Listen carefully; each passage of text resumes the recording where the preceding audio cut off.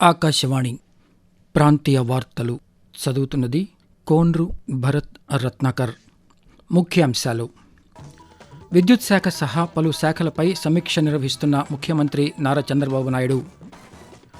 రాష్ట్రంలో ఈరోజు రేపు పర్యటించనున్న కేంద్ర గిరిజన వ్యవహారాల శాఖ మంత్రి జుయల్ ఓరం.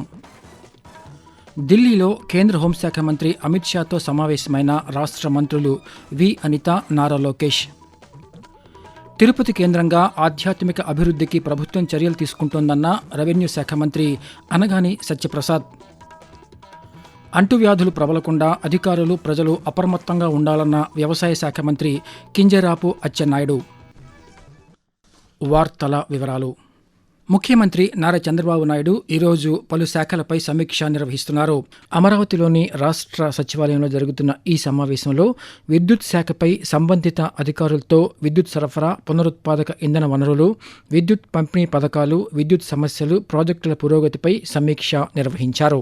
అలాగే సాయంత్రం రియల్ టైం గవర్నెన్స్ ద్వారా ప్రభుత్వ పథకాల అమలు తీరుపై సమీక్ష నిర్వహిస్తారని అధికారులు తెలిపారు. కేంద్ర గిరిజన వ్యవహారాల శాఖ మంత్రి జుయల్ ఓరం రాష్ట్రంలో ఈరోజు రేపు పర్యటిస్తారని గుంటూరు జిల్లా కలెక్టర్ ఏ తమీం అన్సారియా తెలిపారు. ఈ మేరకు ఈరోజు ఒక ప్రకటన విడుదల చేశారు. ఢిల్లీ నుంచి సాయంత్రం కేంద్ర మంత్రి విజయవాడ చేరుకుంటారని, అక్కడే బస చేస్తారని చెప్పారు. రేపు గుంటూరు జిల్లా తాడేపల్లిలోని ఒక ప్రైవేటు విశ్వవిద్యాలయంలో జరిగే ఏకలవ్య ఆదర్శ పాఠశాలలు ఈఎంఆర్ఎస్ ఆధ్వర్యంలో నిర్వహించే జాతీయ సాంస్కృతిక సాహిత్య కళా ఉత్సవ్ ఉద్భవ్ 2025లో పాల్గొంటారని జిల్లా కలెక్టర్ తెలిపారు. ఢిల్లీలో రాష్ట్ర హోంమంత్రి వి అనిత, విద్యాశాఖ మంత్రి నారా లోకేష్ల పర్యటన కొనసాగుతోంది. పర్యటనలో భాగంగా కేంద్ర హోంమంత్రి అమిత్ షాతో మంత్రులు సమావేశమయ్యారు. ఈ సందర్భంగా రాష్ట్రంలో శాంతి భద్రతలపై తీసుకుంటున్న చర్యలను వివరించారు. ఈ మధ్యాహ్నం కేంద్ర వ్యవసాయ శాఖ మంత్రి శివరాజ్ సింగ్ చౌహాన్తో సమావేశం కానున్నారు. ఈ సందర్భంగా రాష్ట్రంలో మోంతా తుపాను కారణంగా జరిగిన నష్టంపై వివరించనున్నారు. అలాగే పత్తి, మొక్కజొన్న, అరటి ధరలు తగ్గడంతో రైతులు పడుతున్న ఇబ్బందులను కేంద్ర వ్యవసాయ శాఖ మంత్రికి వివరించి ఆదుకోవాలని కోరనున్నారు. తిరుపతి కేంద్రంగా ఆధ్యాత్మిక అభివృద్ధికి ప్రభుత్వం చర్యలు తీసుకుంటోందని రెవెన్యూ శాఖ మంత్రి అనగాని సత్యప్రసాద్ తెలిపారు. తిరుమల శ్రీ వెంకటేశ్వర స్వామివారిని మంత్రి ఈరోజు దర్శించుకున్నారు. దర్శనం అనంతరం పాత్రికేయులతో మాట్లాడుతూ రాయలసీమ ప్రాంతాన్ని తిరుపతి కేంద్రంగా అభివృద్ధి కార్యక్రమాలను చేపడుతున్నామన్నారు. విశాఖపట్నం, సెంట్రల్, రాయలసీమ 3 జోన్లుగా రాష్ట్రాభివృద్ధి జరుగుతోందన్నారు. విశాఖపట్నంలో జరిగిన సిఐఐ సదస్సు ద్వారా పెట్టుబడులతో ఉపాధి కల్పించేలా ఒప్పందాలు కుదుర్చుకున్నామని మంత్రి వివరిస్తూ, ప్రతి నెల కూడా ఒక నూతన ఉత్తేజంతో, నూతన పెట్టుబడులతో, భావితరాలకి మంచి సూచికతో రాష్ట్ర ప్రభుత్వం ముందుకు వెళ్తా ఉంది. లాస్ట్ మంత్ మనం చూసాము, సిఐఐ సమ్మిట్ విశాఖపట్నంలో పెద్ద ఎత్తున సక్సెస్ అయ్యి దాదాపుగా 12 లక్షల కోట్ల రూపాయల పెట్టుబడులు పెట్టి 15 లక్షల మందికి ఉపాధి కల్పించే విధంగా అలా ప్రతి నెల కూడా ఇలాంటి పెట్టుబడులు రావడం నిజంగా చాలా మంచి వాతావరణం. అలాగే ముఖ్యంగా 3 జోన్లుగా విభజించి రాష్ట్రాన్ని విశాఖపట్నం జోన్ గా, సెంట్రల్ జోన్ గా, రాయలసీమ జోన్ గా, మరి ముఖ్యంగా రాయలసీమ జోన్ కి తిరుపతి సెంట్రిక్ గా ఎన్నో అభివృద్ధి కార్యక్రమాలు, విద్యా సంస్థలు, అలాగే స్పిరిచువల్ సెంటర్ గా తయారు చేయాలని చెప్పేసి ఆలోచన చేస్తా ఉన్నారు. ముఖ్యమంత్రి సహాయ నిధి ద్వారా వైద్య ఖర్చుల కోసం ఆర్థిక సహాయాన్ని అందజేస్తున్నామని గిరిజన సంక్షేమ శాఖ మంత్రి గుమ్మిడి సంధ్యారాణి అన్నారు. పార్వతీపురం మన్యం జిల్లా సాలూరు పట్టణంలోని మంత్రి క్యాంప్ కార్యాలయంలో ముఖ్యమంత్రి సహాయ నిధి నుండి మంజూరైన 6 కోట్ల రూపాయలకు పైగా 8 చెక్కులను లబ్ధిదారులకు మంత్రి ఈరోజు అందజేశారు. ఈ సందర్భంగా ఆమె మాట్లాడుతూ, ముఖ్యమంత్రి సహాయ నిధి ద్వారా ప్రజలకు సకాలంలో ఆర్థిక సహాయం అందించేందుకు ప్రభుత్వం అన్ని విధాలుగా కృషి చేస్తోందని, వివిధ అనారోగ్య కారణాలతో ప్రైవేటు ఆసుపత్రిలో చికిత్స పొందిన బాధితులు ముఖ్యమంత్రి సహాయ నిధి ద్వారా ఆర్థిక సహాయాన్ని పొందవచ్చని మంత్రి తెలిపారు. ఆకాశవాణి ప్రాంతీయ వార్తలు వింటున్నారు. అంటువ్యాధులు ప్రబలకుండా అధికారులు, ప్రజలు అప్రమత్తంగా ఉండాలని రాష్ట్ర వ్యవసాయ శాఖ మంత్రి కింజరాపు అచ్చెన్నాయుడు అన్నారు.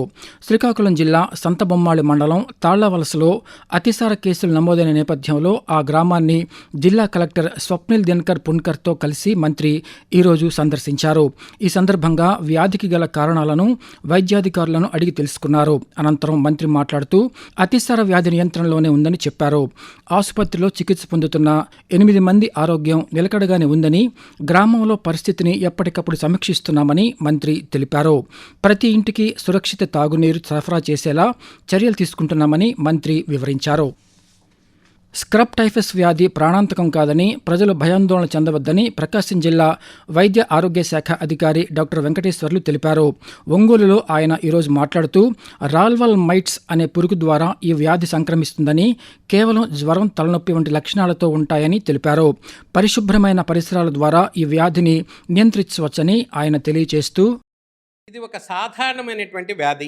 ఎవ్వరూ భయపడవలసిన అవసరం లేదు. ఇది పూర్వకాలం నుండి ఉన్నటువంటి వ్యాధి. ఇప్పుడు ప్రజల్లో తెలుసుకుంటున్నారు. దీంట్లో లక్షణాలు ఏంటంటే విపరీతమైన తలనొప్పి, అదేవిధంగా కండరాల నొప్పులు, బాడీ అంతా కూడా బలహీన పడిపోవటము జరుగుతూ ఉంటుంది. దీనికి త్వరితగతిన జ్వరము ఎక్కువ మోతాదులో వస్తుంది కాబట్టి ఆ జ్వరం వచ్చిన వెంటనే పరీక్షలు చేయించుకున్నట్లయితే వెంటనే డయాగ్నోసిస్ చేసి చాలా సింపుల్గా వైద్యం చేయడానికి అవకాశం ఉంది. దీనికి సంబంధించి మందులన్నీ కూడా ఉచితంగా అన్ని ప్రదేశాల్లో అందుబాటులో ఉన్నాయి. ముఖ్యమంత్రి నారా చంద్రబాబు నాయుడు రేపు తూర్పుగోదావరి జిల్లాలో పర్యటిస్తారు. పర్యటనలో భాగంగా జిల్లాలోని గోపాలపురం నియోజకవర్గంలోని నల్లజర్లలో జరిగే రైతన్న మీకోసం కార్యక్రమంలో పాల్గొంటారు. ఈ సందర్భంగా రైతు సేవా కేంద్రంలో జరిగే సదస్సుకు హాజరవుతారు. ప్రస్తుత రబీ 2026-27 ఖరీఫ్, రబీ పంట కాలాలకు సంబంధించి గ్రామ స్థూల విలువ జోడింపు కార్యాచరణ ప్రణాళికలపై చర్చిస్తారు. రేపు రాష్ట్ర వ్యాప్తంగా 8,451 రైతు సేవా కేంద్రాల్లో కరపత్రాల పంపిణీ, రైతు సదస్సులు నిర్వహించనున్నామని అధికారులు తెలిపారు. వాతావరణం. నైరుతి బంగాళాఖాతాన్ని ఆనుకొని ఉన్న ఉత్తర తమిళనాడు, పుదుచ్చేరి, దక్షిణ ఆంధ్రప్రదేశ్ తీరాల మీదుగా ఉన్న వాయుగుండం దక్షిణ నైరుతి దిశగా కదిలి అదే ప్రాంతంలో కేంద్రీకృతమై ఉందని అమరావతి వాతావరణ కేంద్రం తెలిపింది. దీని ప్రభావంతో రాష్ట్రంలో రానున్న 3 రోజుల పాటు తేలికపాటి నుంచి ఓ మోస్తరు వర్షాలు కురిసే అవకాశం ఉందని వాతావరణ శాఖ అధికారి ఎల్ నారాయణ తెలియజేస్తూ, ఉత్తర కోస్తా ఆంధ్రప్రదేశ్ మరియు యానాంలో ఈరోజు తేలికపాటి నుండి మోస్తారు వర్షాలు లేదా ఉరుములతో కూడిన జల్లులు కొన్ని చోట్ల కురిసే అవకాశం ఉంది. ఈదురుగాలులు గంటకు 45 నుంచి 55 కిలోమీటర్లు, గరిష్టంగా 65 కిలోమీటర్ల వేగంతో వీచే అవకాశం ఉంది. ఇక దక్షిణ కోస్తా ఆంధ్రప్రదేశ్, రాయలసీమలో ఈరోజు తేలికపాటి నుండి మోస్తారు వర్షాలు లేదా ఉరుములతో కూడిన జల్లులు కొన్ని చోట్ల కురిసే అవకాశం ఉంది. భారీ నుంచి అతి భారీ వర్షాలు 1 లేదా 2 చోట్ల కురిసే అవకాశం ఉంది.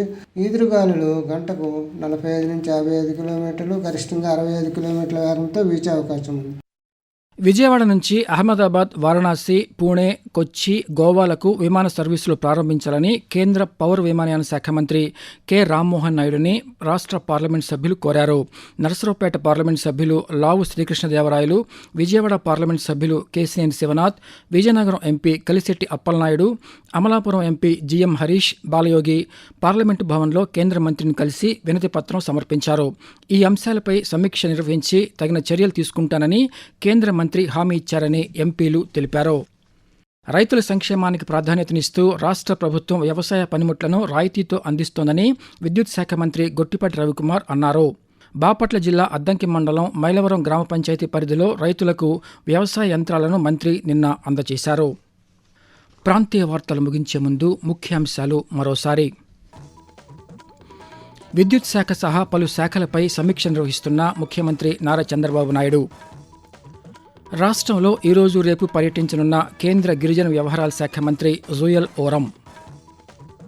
ఢిల్లీలో కేంద్ర హోంశాఖ మంత్రి అమిత్ షాతో సమావేశమైన రాష్ట్ర మంత్రులు వి అనిత, నారా లోకేష్. తిరుపతి కేంద్రంగా ఆధ్యాత్మిక అభివృద్ధికి ప్రభుత్వం చర్యలు తీసుకుంటోందన్న రెవెన్యూ శాఖ మంత్రి అనగాని సత్యప్రసాద్. అంటువ్యాధులు ప్రబలకుండా అధికారులు, ప్రజలు అప్రమత్తంగా ఉండాలన్న వ్యవసాయ శాఖ మంత్రి కింజరాపు అచ్చెన్నాయుడు. ఆకాశవాణి ప్రాంతీయ వార్తలు ఇంతటితో సమాప్తం. తిరిగి సాయంత్రం 6 గంటల 10 నిమిషాలకు విశాఖపట్నం కేంద్రం నుంచి ప్రాంతీయ వార్తలు వింటారు.